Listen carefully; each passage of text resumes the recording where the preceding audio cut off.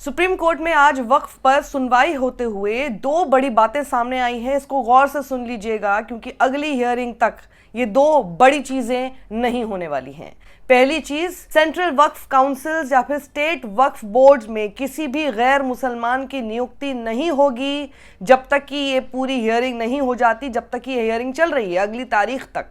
और साथ ही वक्फ को डी नोटिफाई नहीं किया जाएगा जब तक ये हियरिंग चल रही है। फिर उस वक्फ की कैटेगरी में वो वक्फ बाय यूजर भी आते हैं जो कि चाहे डिक्लेयर किए गए हों नोटिफिकेशन द्वारा या फिर रजिस्टर किए गए हों। सरकार को 7 दिन का समय दिया गया है अपना जवाब देने के लिए, और उसके बाद जो बाकी पार्टीज है, याचिकाकर्ता हैं, उनको 5 दिन का समय दिया जाएगा और उसके बाद 5 मई को इसकी हियरिंग होने वाली है। इसमें कोर्ट ने क्या बड़े स्टेटमेंट दिए हैं इस आदेश को पारित करते हुए। इस वक्त की बड़ी खबर मैं आपको बता रही हूँ, 2 बड़ी अचीवमेंट्स अभी तक, जब तक की हियरिंग पूरी नहीं होती है तब तक ये दिखाई देता है। पूरी हियरिंग के कोर्स में सॉलिसिटर जनरल ने कहा कि यूनियन जो है, यानी सरकार जो है, केंद्र सरकार, वो अपना जवाब देना चाहेगी 7 दिन के अंदर। और वो साथ ही ये भी अश्योर करते हैं कोर्ट को कि इस बीच में कोई भी और अपॉइंटमेंट्स नहीं किए जाएंगे, चाहे वो काउंसिल को हो या फिर वो बोर्ड को हो, सेक्शन 9 और 14 के तहत।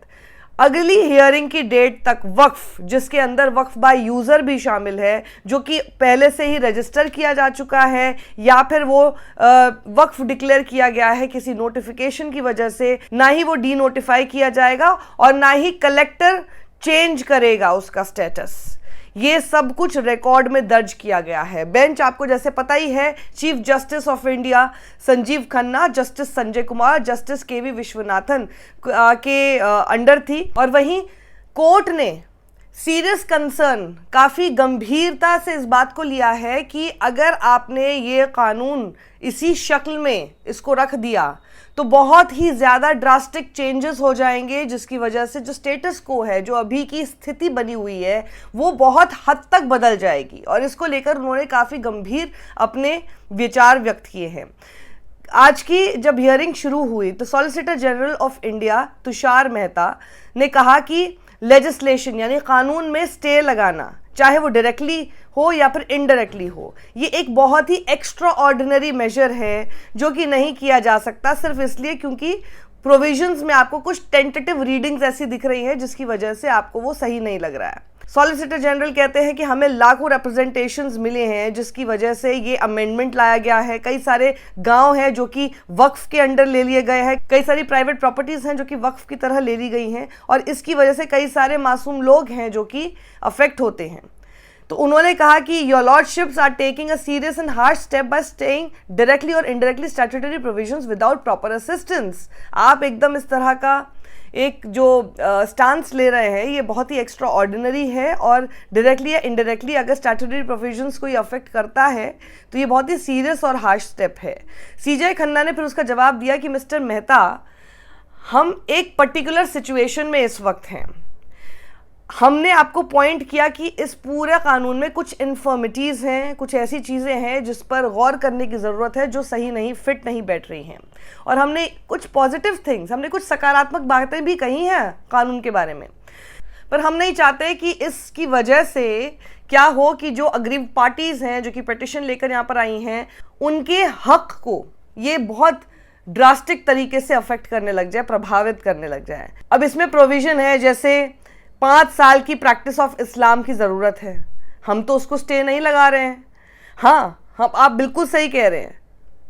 कि एक थंब रूल होता है कि कोर्ट्स जो हैं वो ऐसे ऑर्डिनरीली किसी भी कानून पर स्टे नहीं लगाएंगे, लेकिन एक और थंब रूल ये कहता है कि जब पिटिशन किसी भी कोर्ट के सामने पेंडिंग होगी, कोई याचिका जब उसके सामने लंबित होगी, तो जो सिचुएशन है वो उस तरह से ना बदले जिससे कि उस याचिकाकर्ता के अधिकार, उसके हक पर किसी भी तरह का प्रभाव पड़े,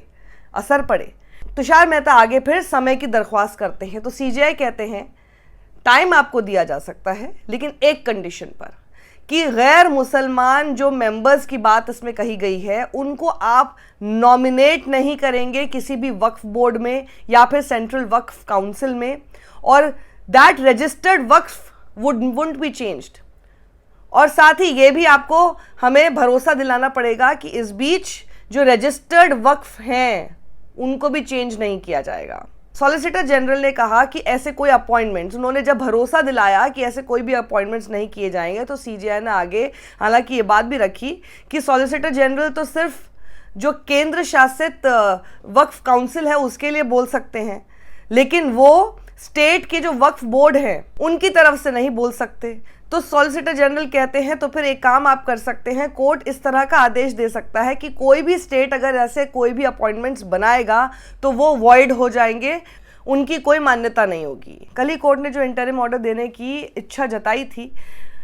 उसमें मैं ऑलरेडी आपके सामने एक वीडियो बना चुकी हूँ आज, उसको आप ध्यान से गौर से समझ लें, देख लें, ताकि अगली बार जब हियरिंग होगी तब तक आपको पता हो कि किन मुद्दों पर यह हियरिंग हो रही है। पूरी तरह से कानून की जो शक्ल है उसके विरोध में सुप्रीम कोर्ट नहीं है। कई बातें ऐसी हैं जिसको सुप्रीम कोर्ट मानता है कि सही है, लेकिन